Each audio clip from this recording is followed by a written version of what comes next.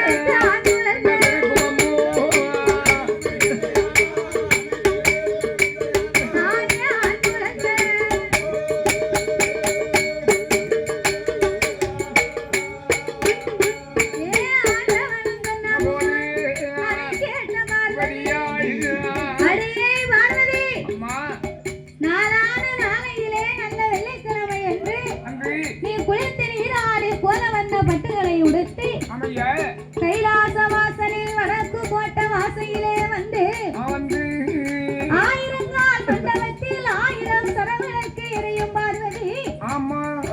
அதில் 300 சரவிளக்கு முழுமுழுன்னு எரிந்து கொண்டிருக்க 400 சரவிளக்கு நலமோடு எரிந்து கொண்டிருக்கும். அதிலே 32ஆம் தூணிலே தங்க தூணுக்கு முன்னாலே தூண்டான மணி விளக்கு சுடர் விளக்கு எரியும் பார்வதி.